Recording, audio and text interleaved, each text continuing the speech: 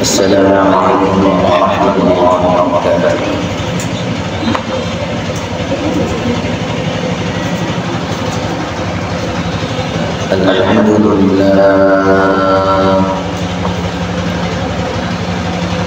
الحمد لله الذي جعل الشمس والقمر بحسبان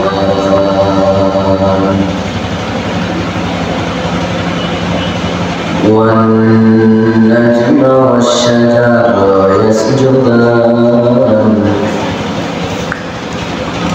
وفضل زمانا على زمان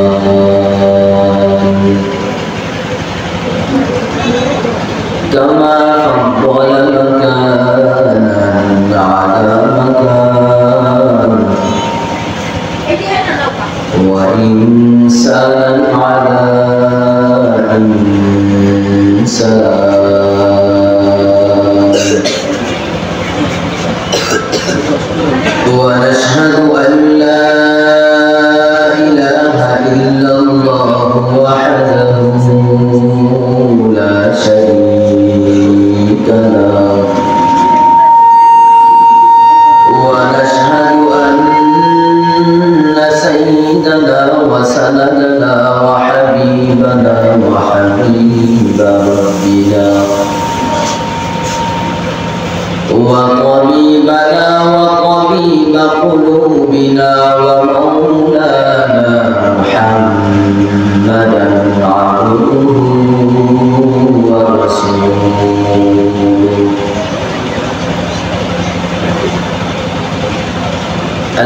الذي أرسله الله تعالى إلى كافة للناس بشيرا ونذيرا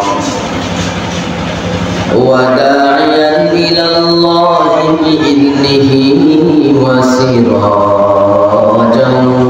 وقمرا منيرا صلى الله تعالى عليه وعلى آله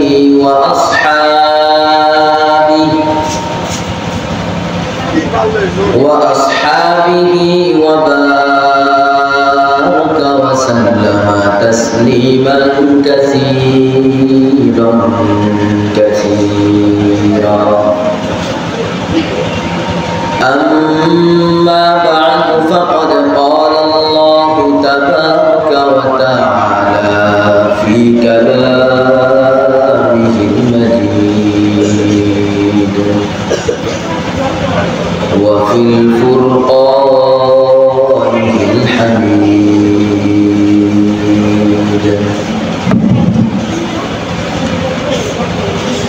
أعوذ بالله من الشيطان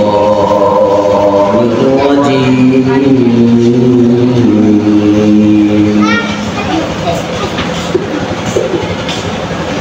بسم الله الرحمن الرحيم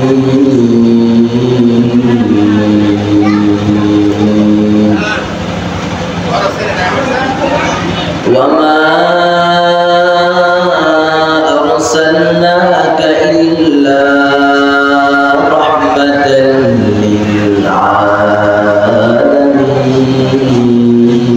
للعالمين بارك الله لنا ولكم في القرآن العظيم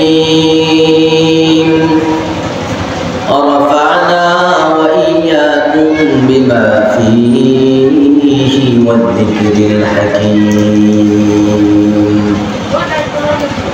وقال النبي صلى الله تعالى عليه وآله وبارك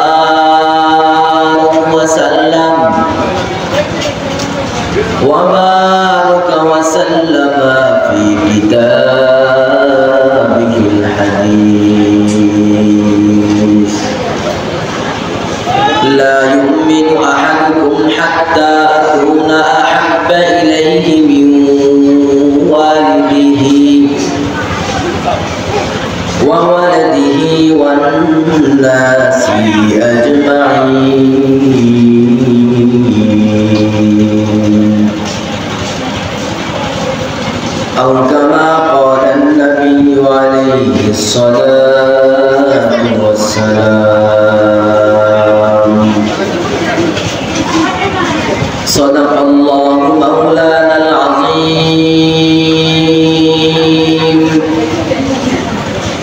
وصدق رسوله النبي الكريم ونحن على ذلك لمن الشاهدين والشاكرين والذاكرين والحمد لله رب العالمين सूरज ने दिया अपने शुआओं पर पैगाम सूरज ने दिया अपने शुआओं पर पैगाम दुनिया में अजब चीज़ों को भी सुबह को भी शाम दुनिया में अजब चीज़ों को भी सुबह को भी शाम दुनिया में दुनिया का तलबगार नहीं हो बाजार से गुजर हो खरीदार नहीं हो बाजार से गुजर हो खरीदार नहीं हो सुब्हानक ला इल्म लना इल्ला मा अल्लमतना إنك أنت العليم الحكيم ربي زدني علما ربي زدني علما ربي زدني علما رب اشرح لي صدري ويسر لي أمري واحلل عقدة من لساني يفقهوا قولي الحمد لمن قدر خيرا وخبالا الحمد لمن قدر خيرا وخبالا والشكر لمن صور حسنا وجمالا والشكر لمن صور حسنا وجمالا فرد صمد عن صفة الخلق بريء رب أزلي خلق الخلق كمالا رب أزلي خلق الخلق كمالا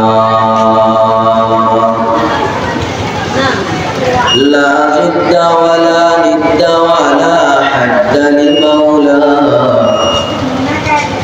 لا ضد ولا ند ولا حد لمولى الآن كما كان ولم يلقى زوالا الآن كما كان ولم يلقى زوالا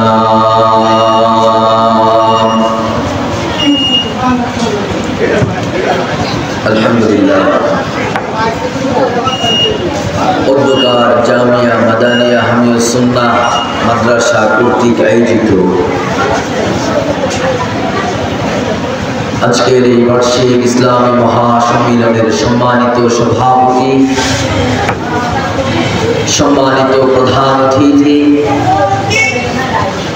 মাতার তাজ হযরত উলামায়ে কেরাম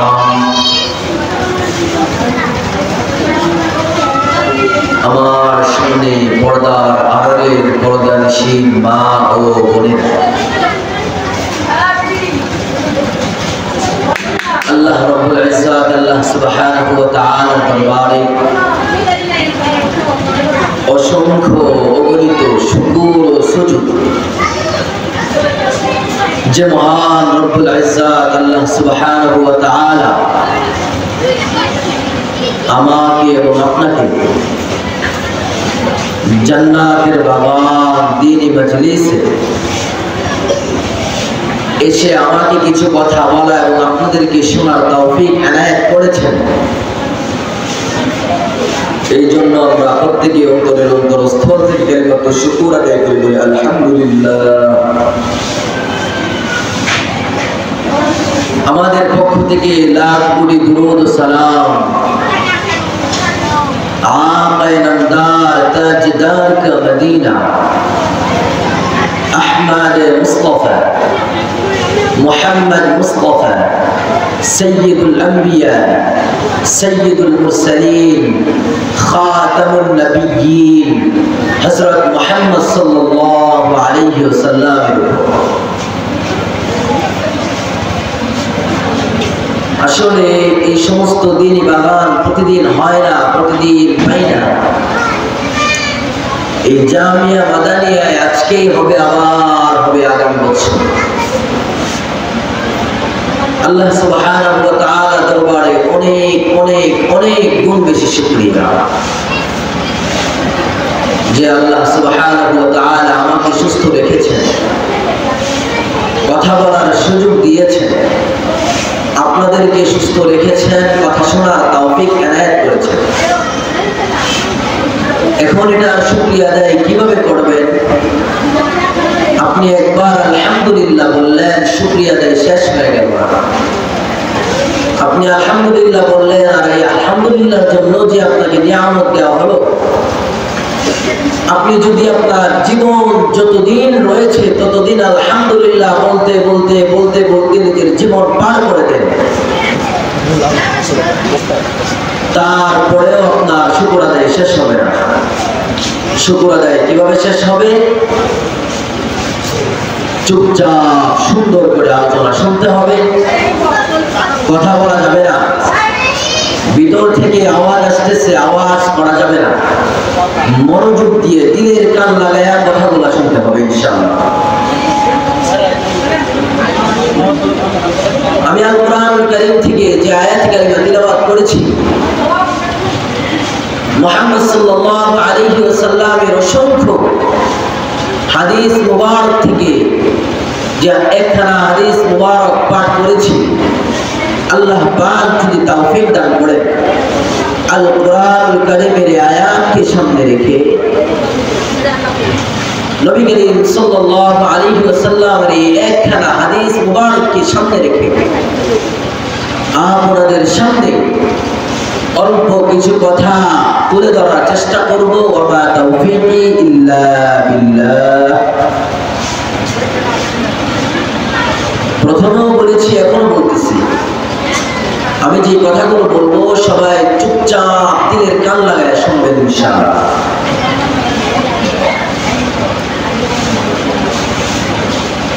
আমি যে আয়াত কারিমা তিলাওয়াত করেছিলাম, ওয়ামা আরসালনাকা ইল্লা রাহমাতাল লিল আলামিন।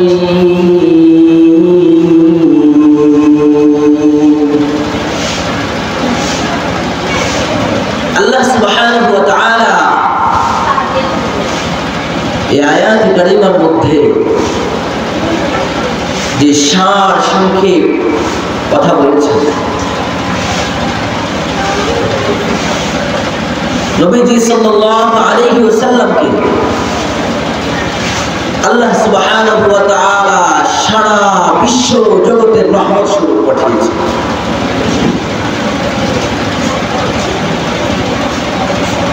নবীজি সাল্লাল্লাহু আলাইহি ওয়াসাল্লাম যখন পৃথিবীর জমিনে আসলো,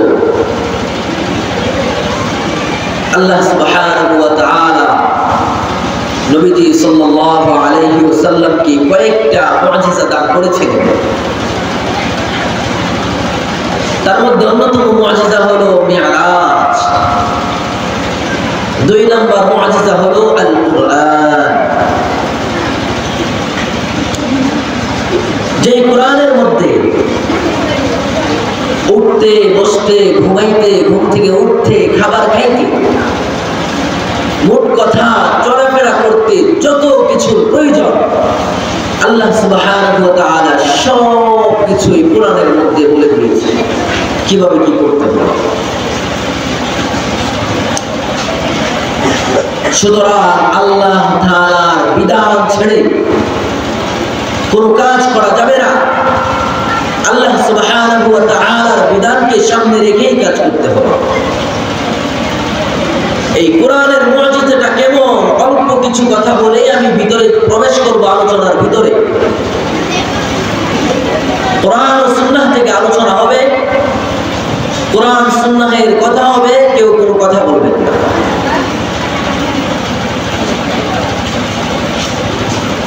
নবীজি সাল্লাল্লাহু আলাইহি ওয়াসাল্লাম নবীজি সাল্লাল্লাহু আলাইহি ওয়াসাল্লামের কোরআন তেলাওয়াত এত মধুর ছিল, এত মধুর কণ্ঠে নবীজি কোরআন তেলাওয়াত করতো। নবীর কোরআন তেলাওয়াত শুনে কাফেরেরা চোখ থেকে টপ টপ টপ টপ করে পানি ফেলে দিত। নবীজি কোরআন তেলাওয়াত করে কাফেররা কান্না করে আর চিন্তা করে আমি কোরআন তেলাওয়াত শুনে কান্না করতেছি, আমার কান্না যদি আমার লোকজন দেখে আমাকে কি বলবে। সুতরাং মুহাম্মদের কোরআন তেলাওয়াত শুনে কান্না করা যাবে না। মুহাম্মদ কোরআন তেলাওয়াত করে আর চতুর্দিকে কাফেররা শুনে আর কান্না করে। মুহাম্মদ কি পাঠ করে কি বলে আর কি শোনায়। মুহাম্মদের মুখের মধ্যে কণ্ঠের মধ্যে এত মধু, মুহাম্মদের কণ্ঠ শুনলে আমাদের লোকজন পাগল মারা হয়ে যায়। মুহাম্মদ সাল্লাল্লাহু আলাইহি ওয়াসাল্লাম কোরআন তেলাওয়াত করে, কোরআন তেলাওয়াত শুনে কাফের তাগুতের গোষ্ঠীরা সকল মিথ্যা অপবাদ যত মিথ্যা ধর্ম ছিল সব ত্যাগ করে ইসলাম ধর্মে প্রবেশ করতে শুরু করে দিল। ইসলামের ছায়াতলে কাফের গোষ্ঠীরা আস্তে আস্তে ইসলামের ছায়াতলে আসতে শুরু করে। শুধু কোরআনের বদৌলতে, কোরআন কি বলে, কোরআনের মধ্যে কি আছে। আল্লাহ সুবহানাহু ওয়া তাআলা কোরআনুল কারীমের মধ্যে এত সুন্দর সুন্দর কথা বলেছে। মানুষ কিভাবে চলাফেরা করবে, কিভাবে খাবে, কিভাবে ঘুমাবে, কিভাবে ঘুম থেকে উঠবে, কিভাবে নামাজ পড়বে, কিভাবে পর্দা করবে, আল্লাহ সুবহানাহু ওয়া তাআলা কোরআনুল কারীমের মধ্যে সব কিছু সুন্দরভাবে বলে দিয়েছে। নবীজি সাল্লাল্লাহু আলাইহি ওয়াসাল্লাম কোরআন তেলাওয়াত করে আর কাফেররা ইসলাম ধর্মে প্রবেশ করে। মুহাম্মদ কি শোনায় কি শোনায় কি শোনায়, দুলাহের মাথায় পানি নাই। দৌড়াইয়া গেল ওমরের বাড়িতে, ওমর কি গিয়ে বলে, ওমর মুহাম্মদ আমাদের লোকদেরকে আস্তে আস্তে পথ ভ্রষ্ট করে ফেলতেছে। ওমর ইবনুল খাত্তাব রাদিয়াল্লাহু তাআলা আনহু, যার কথা এখনো ইসলামের ইতিহাসে সম্মান করে লেখা, হযরত ওমর ইবনুল খাত্তাব রাদিয়াল্লাহু তাআলা আনহু, যার জন্য নবীজি সাল্লাল্লাহু আলাইহি ওয়াসাল্লাম আল্লাহ সুবহানাহু ওয়া তাআলা দরবারে দোয়া করে, ও দয়ার মালিক, ইয়া রব্ব গরির আর পুত্রের দুই উমর থেকে তোমারকে আমার সাথী বানায় দাও, আমার সঙ্গী বানায় দাও, আমি যেন তাদেরকে নিয়ে ইসলামের কাজগুলো সুন্দরভাবে করতে পারি। আমার মালিক মুহাম্মদের দোয়া কবুল করে নিল। ওমর ইবনুল খাত্তাব রাদিয়াল্লাহু তাআলা আনহুকে কবুল করে নিল। হযরত ওমর ইবনুল খাত্তাব রাদিয়াল্লাহু তাআলা আনহু তিন ধাপে ইসলাম ধর্মে গ্রহণ করেছে, ইসলাম ধর্মে প্রবেশ করেছে। লম্বা আলোচনা করব না, হযরত ওমর ইবনুল খাত্তাবের 3 নম্বর যে ধাপ, আমি সেই কথাটুকু আপনাদের সামনে তুলে ধরব। আবু জাহেল বিশাল সমাবেশের মধ্যে সুসংবাদ দিতেছে, প্রচার করতেছে মুহাম্মদকে কে হত্যা করবে আর কে মারবে। আমি আবু জাহেল ওই ব্যক্তিকে 100 লাল উট পুরস্কৃত করব।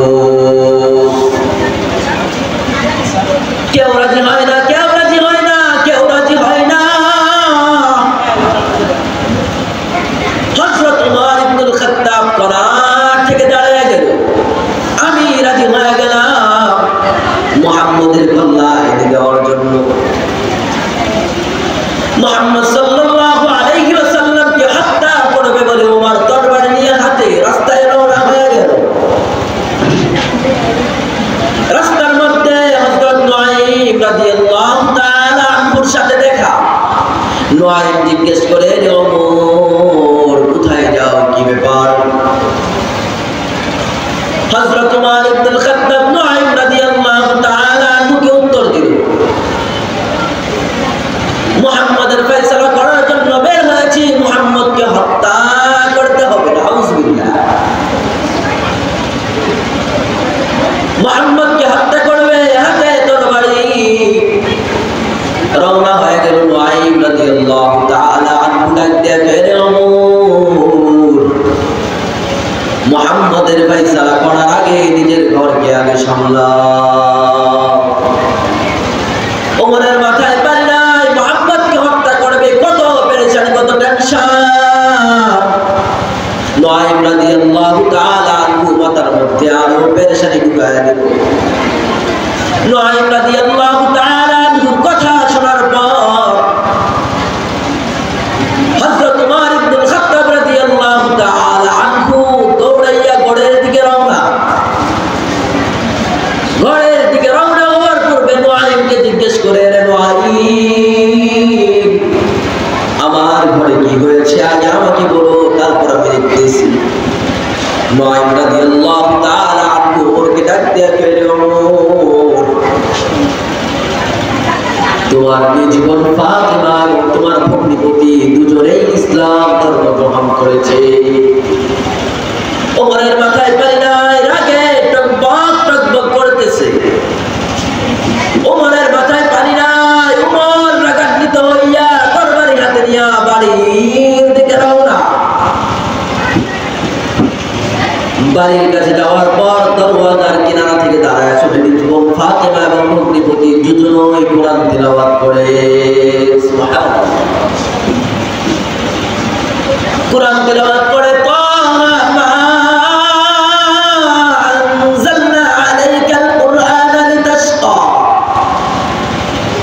কোরআন তিলাওয়াত শুনে ওমর দাঁড়িয়ে আছে। কোরআন তিলাওয়াত শুনে হযরত ওমর ইবনে খাত্তাব রাদিয়াল্লাহু তাআলা আনহু বাইরে থেকে দরওয়াজায় নক দেয়। দরওয়াজা খুলে ফাতিমা রাদিয়াল্লাহু তাআলা আনহা এবং তার স্বামী দুজন ওই কোরআনের পৃষ্ঠাটাকে লুকিয়ে ফেলল। দরজা খোলার পর হযরত ওমর ভিতরে প্রবেশ করল। ভিতরে প্রবেশ করা মাত্রই ভগ্নিপতিকে জাপটে ধরে মারধর শুরু করে দিল। এমন মার শুরু করলো, রক্তাক্ত করে ফেললো। শরীর থেকে রক্ত টপ টপ টপ টপ করে পড়ে। স্বামীর রক্ত দেখে স্ত্রী আর সহ্য করতে পারলো না। স্বামীকে বাঁচানোর জন্য ভাইয়ের পায়ে পড়ে গেল। বোনকেও ধরে মার শুরু করে দিল। বোনকে যখন রক্তাক্ত করলো, বোন ডাক দেয়া, রে ভাই, তুমি ভাই যদি আমাদেরকে এখানে জ্যান্ত মেরে ফেলো, আমাদেরকে দুনিয়া থেকে যদি উৎখাত করে দাও, তারপরে আমরা ইসলাম ধর্ম গ্রহণ করেছি, ইসলাম ধর্ম আমরা ত্যাগ করব না। আমাদের ঈমান কোথায়? কোথায় আমাদের ঈমান? আমাদের ঈমান কতটুকু মজবুত? ঈমান কোথায় গেল? এত মার আর এত জুলুম আর অত্যাচার। হযরত বেলাল হাবশী রাদিয়াল্লাহু তাআলা আনহু যখন ইসলাম ধর্ম গ্রহণ করলো, বেলাল হাবশী রাদিয়াল্লাহু তাআলা আনহুকে গলার মধ্যে রশি লাগায়া যুবকরা চারদিক টানে আর ঘোড়ায়। বেলাল রাদিয়াল্লাহু তাআলা আনহুর শরীরের ছাল চামড়া সব উঠে গেল। শুধু তাই নয়, বেলাল হাবশী রাদিয়াল্লাহু তাআলা আনহুকে চতুর্দিকে ঘোরানোর পর উত্তপ্ত বালুর উপর শোয়া দিল। শুধু তাই নয়, উত্তপ্ত গরম কয়লার উপরে আগুন জ্বলতেছে, কয়লা। ওই কয়লার উপরে বেলাল হাবশী রাদিয়াল্লাহু তাআলা আনহুকে শোয়া দিল। বেলাল হাবশী রাদিয়াল্লাহু তাআলা আনহুকে শোয়া দেওয়ার পর বুকের উপরে এত বড় পাথর দিয়া দিল, বেলাল যেন নড়াচড়া করতে না পারে। এত কষ্ট সহ্য করার পর তাদের ঈমান কত মজবুত ছিল। কত মজবুত ঈমান নিয়ে তারা চলাফেরা করেছে, তারপরে ইসলাম ধর্মটা ত্যাগ করে না। যখন বোন এই কথা বললো, ভাই যদি আমাদেরকে জীবন তো মেরে ফেলো, তারপরে আমরা ইসলাম ধর্ম ত্যাগ করবো না। এই কথা শোনার পর ওমর ইবনুল খাত্তাব রাদিয়াল্লাহু তাআলা আনহুর ভিতরে কম্পন সৃষ্টি হয়ে গেল। হযরত ওমর ইবনুল খাত্তাব রাদিয়াল্লাহু তাআলা আনহুকে ডাক দিয়ে কইলেন, তুই কি তেলাওয়াত করতেছিস, কি পাঠ করতেছিস আমার হাতে দে। বোন ডাক দিয়ে কইলে, ভাই এটা যদি তুমি ধরতে চাও গোসল করতে হবে, ওযু করতে হবে। সুন্দর করে গোসল করলো, ওযু করলো, পবিত্র হওয়ার পর বোন তখন হাতের মধ্যে দিয়া দিল, ওমর তেলাওয়াত করে, তাহা মা আনজালনা আলাইকাল কুরআনা লিতাশকা। আল্লাহ। হযরত ওমর ইবনুল খাত্তাব রাদিয়াল্লাহু তাআলা আনহু তেলাওয়াত করে আর কান্না করে, আমাকে নিয়ে যাও, মুহাম্মদের কাছে নিয়ে যাও, আমি মুহাম্মদের কাছে যেতে চাই। হযরত ওমর ইবনুল খাত্তাব রাদিয়াল্লাহু তাআলা আনহু মুহাম্মদের দিকে রওনা হয়ে গেল, ছুটে আর দৌড়ায় মুহাম্মদের দরবারের দিকে। হযরত হামজা রাদিয়াল্লাহু তাআলা আনহু দূর থেকে তাকায় তাকায় দেখে ওমর হাতে তরবারি আর দৌড়ায় মুহাম্মদের দরবারে। সাহাবায়ে কিরাম রিদওয়ানুল্লাহি তাআলা আনহুম আজমাইন ডাক দিয়া কয়, ইয়া রাসূলুল্লাহ, ইয়া হাবিবাল্লাহ, ওমর তো আমাদের দিকে আসতেছে, ব্যাপার তো মতলব খারাপ, হাতের মধ্যে তরবারি, মতলব হয়তো বা খারাপ। হামজা রাদিয়াল্লাহু তাআলা ডাক দিয়া কয়, সাহাবায়ে কিরাম কোনো ভয় নাই, কোনো ভয় নাই, ওমর যদি কোনো ভালো মতলবে আসে, ভালো অন্যতায় তার তরবারি দ্বারা তার কল্লা উড়াইয়া দিব। সুবহানাল্লাহ। হযরত ওমর ইবনুল খাত্তাব রাদিয়াল্লাহু তাআলা আনহু নবীজির দরবারে চলে গেল। নবীজির দরবারে যাওয়ার পর ওমরের শরীর কাঁপে আর কাঁপে, ওমরের শরীর কম্পনে সৃষ্টি হয়ে গেল। ওমর থরথর থরথর করে কাঁপতেছে। ব্যাপার কি? মুহাম্মদ সাল্লাল্লাহু আলাইহি ওয়াসাল্লাম নিজ আসন থেকে উঠে আসলো। ব্যাপার কি ওমর, হঠাৎ তোমার আগমন, কি প্রয়োজন বলো? যখন নবীজি সাল্লাল্লাহু আলাইহি ওয়াসাল্লাম ওমরের কাছে চলে গেল, ওমরের কাপড়ের মধ্যে ধরলো। ওমর আরো বেশি থরথর থরথর করে কাঁপে। ব্যাপার কি? ওমরকে জিজ্ঞেস করার পর ওমর কয়, ইয়া রাসূলুল্লাহ, ইয়া হাবিবাল্লাহ, আমি এই মুহূর্ত থেকে আপনি নবীকে নবী মানি এবং আপনার মালিককে আমি এক মালিক হিসাবে, একক হিসাবে আমি বিশ্বাস করি। সুবহানাল্লাহ। হযরত ওমর ইবনুল খাত্তাব ইসলাম ধর্মে প্রবেশ করলো এই কোরআনের বদৌলতে। এই কোরআনের মুজিজা এত বেশি, আল্লাহ সুবহানাহু ওয়া তাআলা কোরআনুল কারীমের মধ্যে সুন্দরভাবে সবকিছু বলে দিয়েছেন।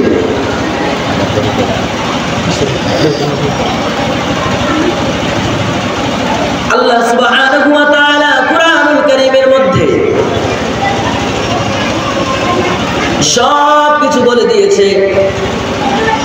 কাল কিয়ামতের ময়দান এত কঠিন হবে, এত কঠিন, মাথার উপরে থাকবে সূর্য, মানুষের শরীর গরমের কারণে টকবক টকবক করতে থাকবে।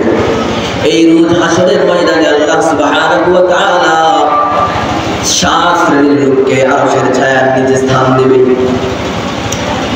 আল্লাহ সুবহানাহু ওয়া তাআলা 7 শ্রেণীর লোককে কাল কিয়ামতের ময়দানে, রোজ হাসরের ময়দানে আরশের ছায়ার নিচে স্থান দেবে। আলোচনা লম্বা করতে চাইতেছি না, যেই কথাগুলো বলতেছি, এক নম্বর হলো যে ব্যক্তি ন্যায়পরায়ণ শাসক, নবীজি সাল্লাল্লাহু আলাইহি ওয়াসাল্লাম ন্যায়পরায়ণ শাসকের কথা বলেছে। 2 নম্বর হলো ওই সমস্ত যুবক যুবতী যারা ছোট থেকে আল্লাহর ইবাদত বন্দেগী করেছে, ছোট থেকে আল্লাহ সুবহানাহু ওয়া তাআলার তাকওয়া ভয় করে গিয়েছে। কাল কিয়ামতের ময়দানে তো কঠিন হবে। আল্লাহ সুবহানাহু ওয়া তাআলা কোরআনুল কারীমের মধ্যে বলেন, ইয়াউমা ইয়াফিরুল মারউ মিন আখিহি উম্মিহি ওয়া সাহিবাতিহি ওয়া বানি। কাল কিয়ামতের ময়দান এত কঠিন হবে, সন্তান বাবাকে চিনবে না, বাবা সন্তানকে চিনবে না, মা সন্তানকে চিনবে না, স্ত্রী স্বামীকে চিনবে না, মেয়ে বাবাকে চিনবে না, মাকে চিনবে না, ভাই বোনকে চিনবে না, বোন ভাইকে চিনবে না। এত কঠিন ময়দান, এত কঠিন ময়দান, হাসরের ময়দান হবে। বাবার কাছে যাবা, বাবা বলবে আমি দুনিয়ার মধ্যে বিবাহ করি নাই, আমার কোনো সন্তান নাই। মায়ের কাছে যাবা, মা ডাক দিয়ে বলবে আমি তো এখনো কুমারী, আমার কোনো সন্তান নাই, দুনিয়ার জমিনে আমার কোনো বিবাহ হয় নাই। বোনের কাছে যাবা, বোন বলবে আমার কোনো মা নাই, বাবা নাই, আমার কোনো ভাই নাই, আমার কোনো কিছু নাই। যার কাছে যাবা দূর দূর দূর দূর করে তাড়িয়ে দিবে, কেউ কারো পরিচয় দিবে না, একটা নেকির জন্য বেঁচে থাকবা। ভাইয়ের কাছে যাবা, ভাই দৌড়াইয়া দিবে, বোনের কাছে যাবা, বোন দৌড়াইয়া দিবে। মালিকের কাছে ছাড়া অন্য কারোর কাছে ঠাই পাবা না। আজকাল দেখা যায় ডিজিটালের নামে বেহায়াপনা চলে, বলে ডিজিটাল বাংলাদেশ, চলতেছে বেহায়াপনার বাংলাদেশ। পৃথিবীর অবস্থা এত খারাপ, পর্দার নামে খবর নাই, কোরআন তো পড়তে জানেই না, নামাজ তো পড়েই না। এখন যদি হুজুর পর্দা নামাজের কথা বলে তাইলে হুজুর খারাপ। আল্লাহ সুবহানাহু ওয়া তাআলা কিয়ামতের ময়দানের কথা জানিয়ে দিয়েছে। এত কঠিন ময়দানে কেউ কারো পরিচয় দিবে না। আর তুমি পর্দা না করার বাহানা দিয়ে বলো, তোমার স্বামীর ছোট ভাইকে বলো আমার ছোট ভাই, স্বামীর বড় ভাইকে বলো বড় ভাই, পর্দার নামে খবর নাই। বলো যে আমি বড় ভাইয়ের সামনে যেতেই পারি, ছোট ভাইয়ের সামনে যেতেই পারি। আমি যদি পর্দা করি আমাকে কে কি বলবে, কে কি বলবে।